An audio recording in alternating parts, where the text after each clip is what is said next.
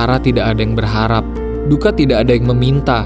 Semoga yang terluka segera sembuh dan yang kehilangan segera menemukan.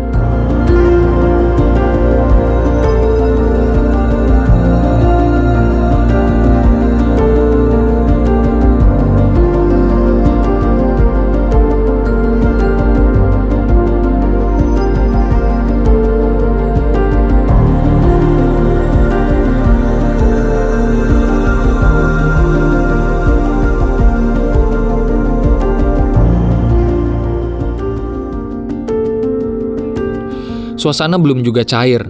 Saat ini dari kami maupun warga tidak memprioritaskan canda tawa. Saya dan tim Atap Negeri harus siap untuk mundur dari ekspedisi kali ini dan datang lain waktu. Sebagai catatan pinggir, sepanjang tahun ini belum ada satupun pendaki yang naik ke Gunung Gandang Dewata. Berhubung langit sedang cantik, saya dan Furki memutuskan untuk ngedrone dulu. Apapun yang terjadi, terjadilah. Sebisa mungkin dokumentasi harus terpenuhi.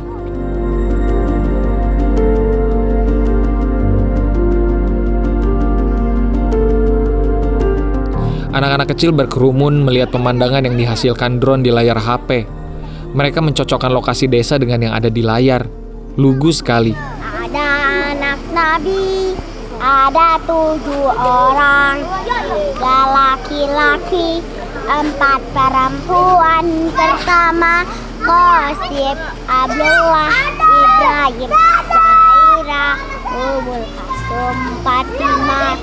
Ibunya bernama Siti Aminah, ayahnya bernama Abdullah, kakeknya bernama Idim Matolib, pamannya bernama Idim Tolib.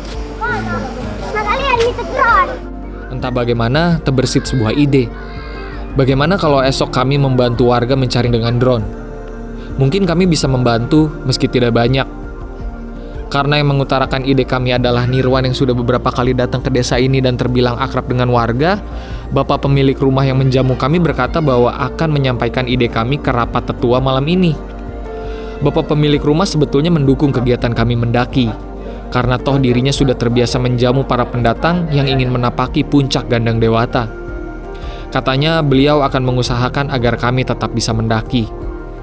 Sembari menunggu bapak itu kembali, kami pun bergantian mandi. Tentu saja dengan hati yang harap-harap cemas. Sekitar 1 jam berlalu. Alhamdulillah kami dapat kabar diizinkan mendaki. Tentu saja dengan syarat mau membantu pencarian menyusuri sungai dengan drone. Itu per kepalanya 20.000 rupiah. Nggak bisa naik, nggak bisa tuh. Nggak Bisa naik, Ya. bisa lebih, nggak bisa kurang. Nggak bisa kurang, itu paling di bawah. Bisa nego. Nggak ada istilahnya bisa nego mau turun. Terakhir tanggal 6 bulan 10 2022. Kami pun mengisi simaksi kemudian berbincang dengan para warga. Suasana kian cair meski tentu saja tidak terlalu lepas. Kan naik punggungan ya. Punggungan tek. Nah, di sini pindah nih. Yang Dari pos 6 ini, ke 7. pos 6 ke 7 ini Oh itu pindah. makanya panjang ya? Iya, ini. Ini kan Ini, Pak. ngejahit kan. Iya, kita Ngejahit begitu. tek. Anjir, ini setuju. susah nih Pak nih. Nah, ini Ya, berapa itu. punggungan nih? 1, Itu yang 2, 2. Nanti pindah ke punggungan sebelah. Ya, 7 Itu lembaran. ke puncaknya. Itu ke puncak. Delapan. Nah, inilah ujung Ini yang ujung paling dekat punggungan ya. ini.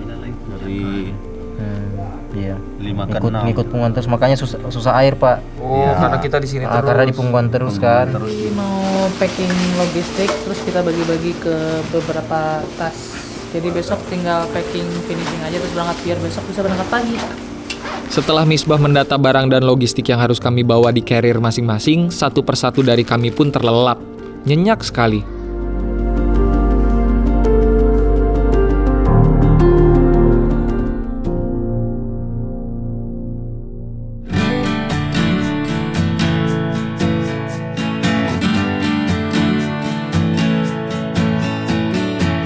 Pagi berlalu cepat, kami sudah siap sedia menuju hutan.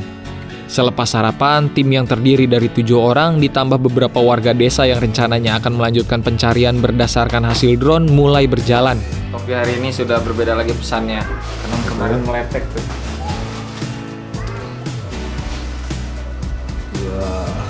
Mantap. Ngomong dek Pak.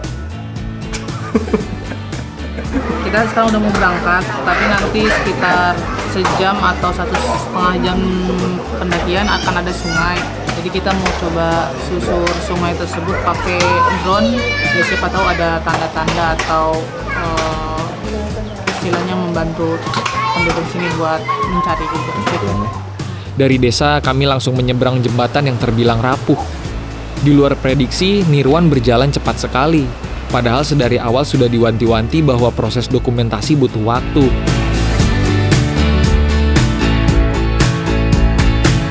Kami terus melangkah melewati ladang. Pohon coklat menghiasi pandangan. Sementara deras air memenuhi pendengaran. Kami sempat berhenti untuk menempati jambu. Tentu saja bukan mencuri, karena ternyata pemilik lahan sebelah sini adalah bapak pemilik rumah. Sebuah tips and tricks dari Misbah. Di mana anunya, Pak? Titiknya itu. Sep. Woi. Wis.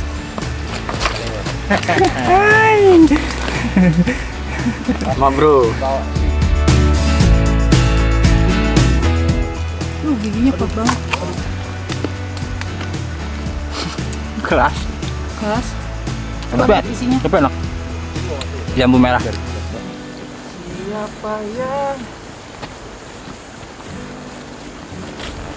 Kita ada di Well Done Field Rice. Pematang sawah. Melanjutkan langkah hingga kemudian tiba di sebuah gubuk dengan Ica di depannya. Maksud saya babi. Aduh, maaf, kebawa meme internet. Sesuai janji, Furki mulai menerbangkan drone.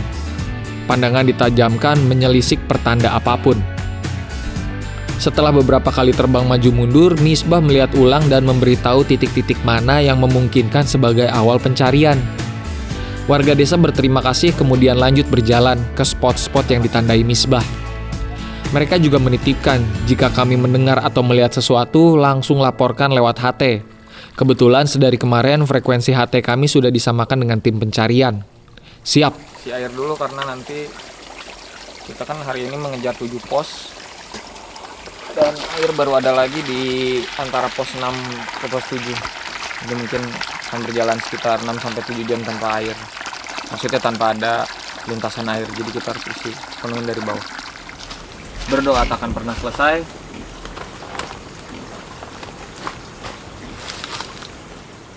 Atap Negeri Sumbar.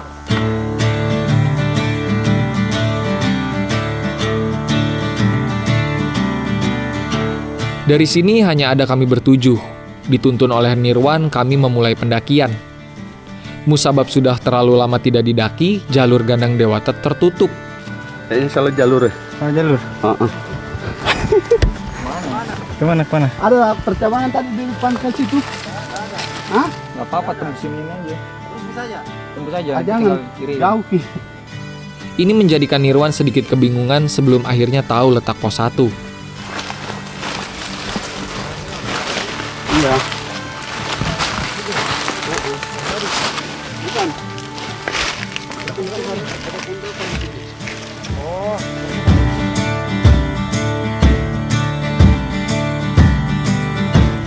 Pos ini sekaligus pintu rimba.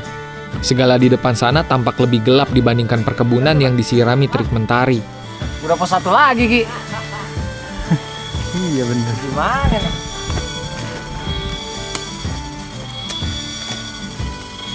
Bukan cuma itu, jalannya langsung menukik tajam. Melelahkan sekali. Tapi bagi saya, Eki dan Misbah yang baru turun gunung beberapa hari sebelumnya, kaki kami masih panas. Jadi aman-aman saja. Pun bagi Agung yang menganggap Gandang Dewata adalah gunung yang sulit untuk didaki. Jadi itu membuat Agung rutin lari pagi selama sebulan terakhir. Kalbi tidak perlu ditanya, dari backgroundnya saja sudah jelas. Lain halnya bagi Nirwan, dirinya kerap berhenti-berhenti. Pasti karena sudah lama tidak mendaki gunung deh. Atau karena Nirwan pengantin baru kali ya. Kita berhenti dulu karena sudah jam 12 WITA. Berhenti untuk makan siang terlebih dahulu, tapi tidak berlama-lama. Ada orang yang bilang kalau trek-trek curam seperti ini membuat kita tidak bisa berkata-kata. Padahal tidak bisa berkata-kata juga perkataan. Sama seperti kalau orang upload no caption needed. Udah itu caption. Padahal itu caption. atau Deletsun?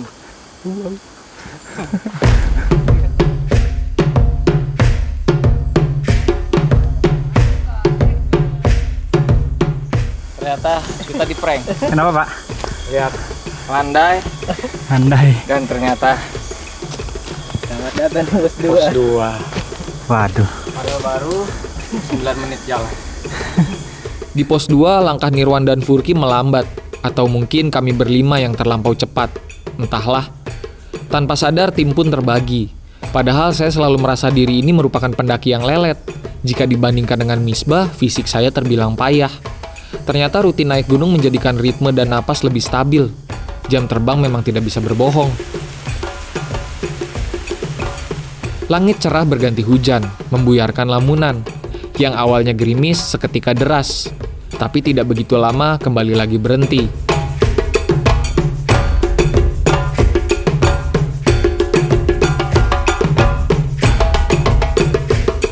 Nirwan berjalan sedikit lambat, gak apa-apa, mungkin kurang berolahraga. Kalau Furki bisa dimaklumi karena dia tidak mau mengurangi beban dari tadi, padahal kita udah kasih beberapa opsi kayak lebih baik drone-nya pakai drone aku aja, tapi dia nggak mau. Jadi emang di antara kami semua Furki yang bebannya paling berat. Terus kalau Bang Nirwan mungkin sudah lama tidak ke gunung, jadi ketika kami kemarin mengestimasi, itu mungkin estimasi pakai ritmenya Bang Nirwan itu yang bilang sampai 10 jam. Kalau kita juga jalannya nggak cepat sebenarnya Ki ya, tapi kita punya kita punya dua keistimewaan, itu stabil dan konsisten. Seperti itulah mengejar mimpi, tidak perlu berlari karena yang berlari mudah terjatuh. Lebih baik jalan perlahan, yang penting stabil dan konsisten.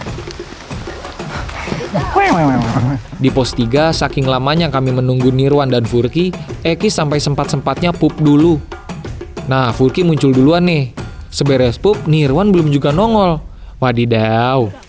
Kacau mentalnya. Dia mau minta pulang. Semua personel sudah lengkap, saatnya melanjutkan langkah. Kantan Deata itu adalah bahasa orang suku Maki. Mana Kantan Dewata itu adalah gandang dewata. Bahasa aslinya kantang deh. Kantang Deata.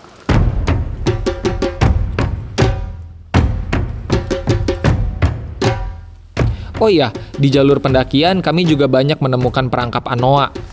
Ini ada jerat anoa, tapi sudah terlepas, lihat. Ini dibuat menjadi perangkap. Tuh ini, kita lihat. Lihat. Oh, posisinya dia ke sini. Nah ini sini gitu. Tuh. Nah, sampai gini kan. Baik. Nah. Terusnya ada. Jadi nanti kalau ikat ke situ, nanti kakinya kena ya. Stuck. Gitu. Langsung gantung ya. Gantung seperti hubungannya. Wow. Terus sepertinya sudah terlepas, udah lama, mungkin tidak dapat ya waktu itu. Dan Karena ini nggak mengecil juga. Berapa ini baru? Tapi Ininya dapat ada yang makan ini baru banget. oh iya. Tapi ininya karena ini masih besar, mungkin tidak kena. Iya. Bagaimana kesepakatan? Lepas. Demi keselamatan Anoa. Demi keselamatan, cabut aja. Anoa atau kerbau kenit memang hewan endemik yang hidup di daerah Sulawesi dan Buton. Dan di banyak tempat di Sulawesi, anoa masih saja menjadi buruan warga lokal, meski statusnya sudah dilindungi. Inilah pentingnya edukasi. Pernah di suatu daerah, saya disuguhi daging anoa di sebuah sekretariat KPA yang tidak akan saya sebut namanya ya. Waktu itu saya tolak dengan alasan tidak begitu suka daging merah. Padahal itu cuma dalih, karena sebenarnya bertentangan dengan kata hati.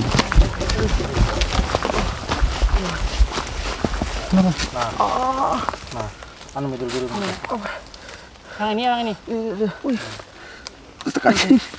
Terkancing. Wait. Kram.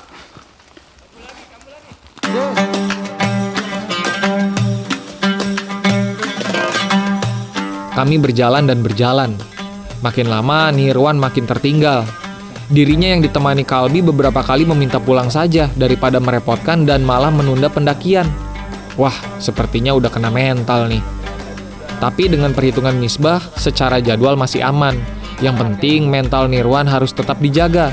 Bahkan Kue mari aja di hutan bisa seperti kue mari. Kalau jadi videografer atap negeri, jadi kalau kita jalan nih, kita nggak hanya jalan, kita harus langsung kayak nyari, istilahnya mata kita tuh kemana-mana buat nyari angle, bener kak? Betul. Nah, Tanya kalau- dong sama Eki, bener Ya nggak? kan, bener kan Ki? Benar. Terus ngelihat yang paling depan udah sampai mana, belakang sampai mana, jadi cocok sama ritme juga gitu. Terus kalau konten sendiri mah lebih bebas aja sih, lebih bebas mau ngerekam atau enggak. Capek bro, capek sumpah, capek.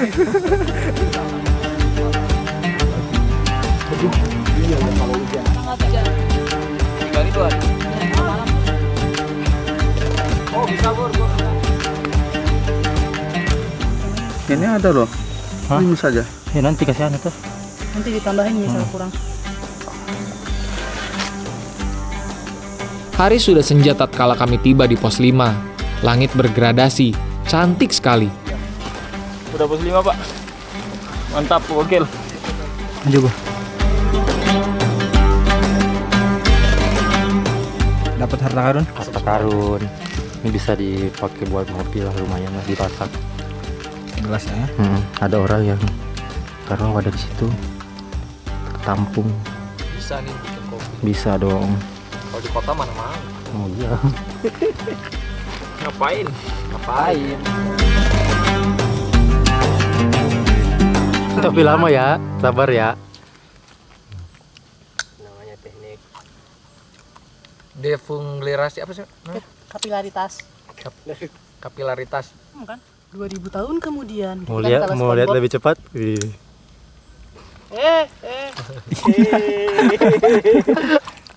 Oh ini nama tekniknya kopilaritas kan? Iya, kapilaritas. Ini.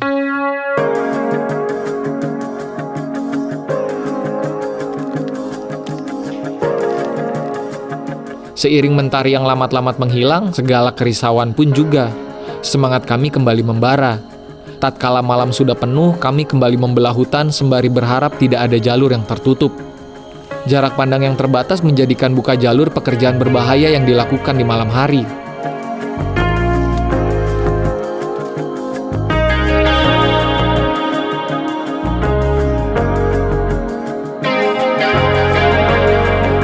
Nah ini getah damar bisa menjadi apa ya? Pemantik api.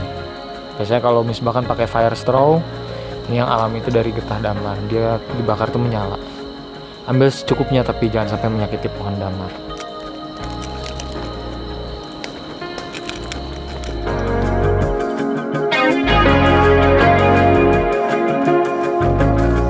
Senam kah? Waduh, mantap.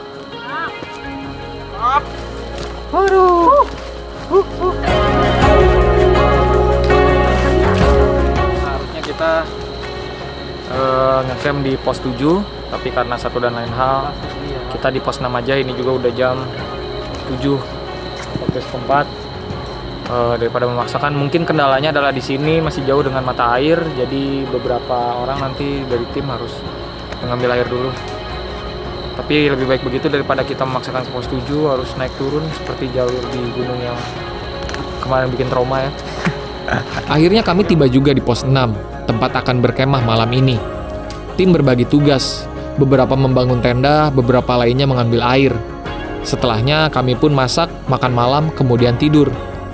Meskipun tidur di sini harus beberapa kali terbangun, karena kutu babi merupakan warga pos 6 yang tidak bisa dihindari.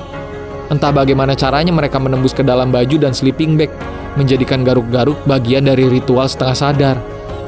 Nikmati sajalah.